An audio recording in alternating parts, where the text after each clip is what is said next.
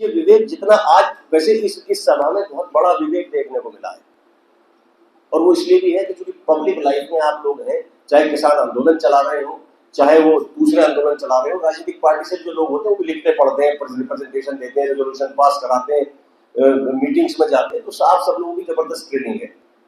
हुआ ये कि सरकार थी, जब वो प्रधानमंत्री और कृषि मंत्री देवीलाल जी, तो यूनाइटेड फ्रंट की सरकार थी।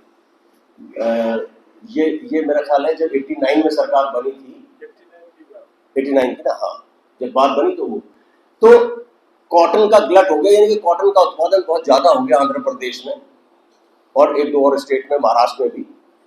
तो कॉटन के कुछ फार्मर्स ने जब माल नहीं उठा और माल नहीं बिका और कुछ खराब हो गया तो आत्महत्या कर ली। इससे देवीलाल जी बड़े परेशान हो गए।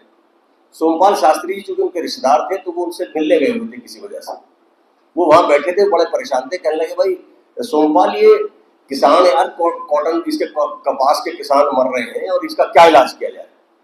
तो बड़े सज्जन आदमी थे देवीलाल जी, तो उन्होंने कहा कि ये जो आपके सामने से भी उठ के गए हैं ज्वाइंट सेक्रेटरी, ये कॉटन के ही हैं आपके मंत्रालय में ही, तो आपने इनसे कहते तो सुबह रोज मेरे पास आता है, नमस्ते करना, यही बैठने जाता है, इसने आज बताया नहीं मैं कॉटन का हूँ, ये तो बड़ा चालाक अकेले, तो आपको पता होना चाहिए कि भाई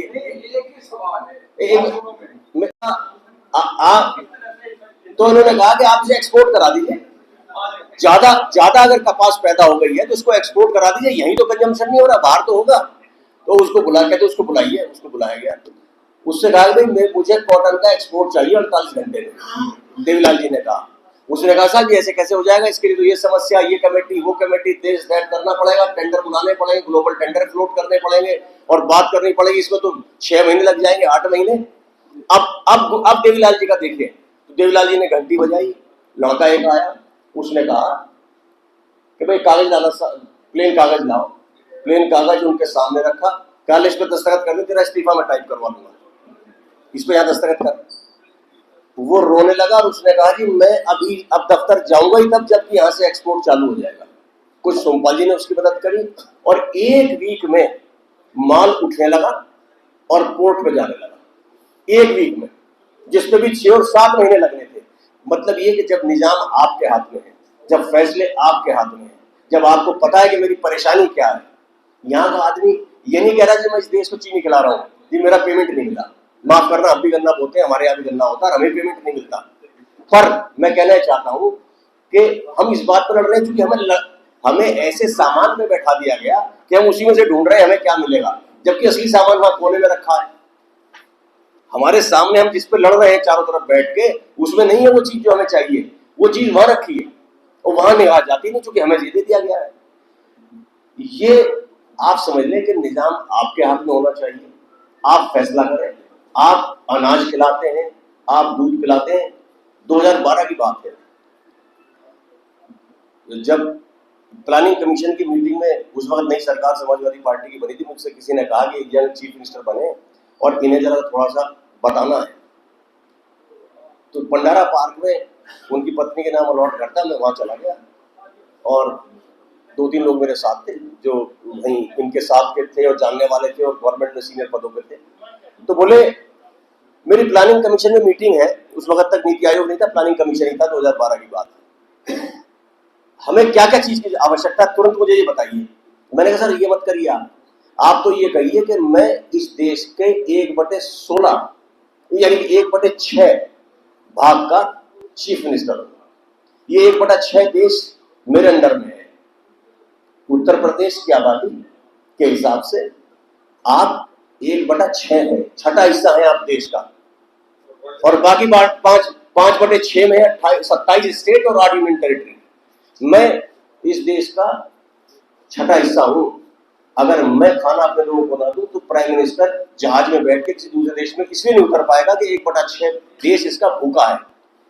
मैं अपना 1/6 देश का पेट भरता हूं और मैं सरप्लस अनाज लगभग जितना मैं अपने यहाँ खा रहा हूं उतना ही खाना मैं और दे रहा हूं उस देश को, चाहे वो चावल हो, चाहे वो गेहूं हो, चाहे वो दलहन हो, तिलहन हो। इसके अलावा मैं दूध और चीनी दे रहा हूं। आप अपने आप फैसला कर लो मुझे क्या चाहिए।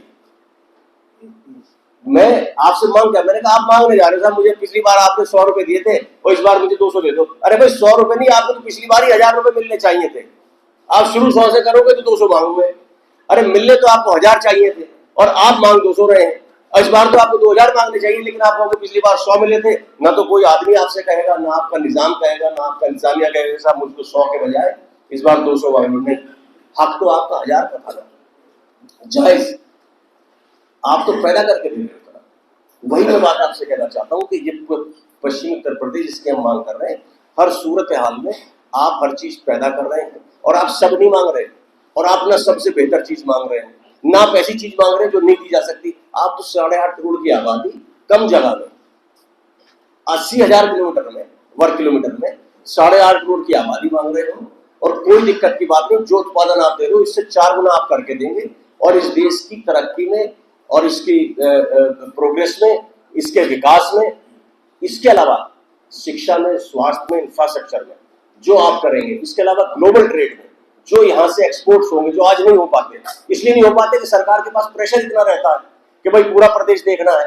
अगर कोई चीज मान लीजिए बढ़ती है, भाई वो क्या कहेंगे, भाई हर स्टेट में जो है एक एक एम्स और बढ़ा दो, तो एक एम्स और बढ़ जाएगा, आपको भी मिलेगा, एक उत्तराखंड को भी एक मिलेगा। और जिसकी आबादी 75 लाख और 65 लाख और 45 लाख और 35 लाख और 20 लाख की स्टेट भी है आपके देश में, और 12 और 15 लाख की स्टेट भी है, 6.5 लाख की भी स्टेट है आपके यहाँ, उनको भी एक ही एम्स मिलेगा। तो गौर करने की बात है कि हक आपका कुछ और है, और वहां से हम शुरू कर रहे हैं कि हमें तो साफ दे दो, बाकी चीजें कुछ मत दो, आप स्टेट बना दो, सब चीज अपने आप बन जाएगी, अपने आप आ जाएगी। With these words, thank you very much. जो यहाँ सहयोग का आश्वासन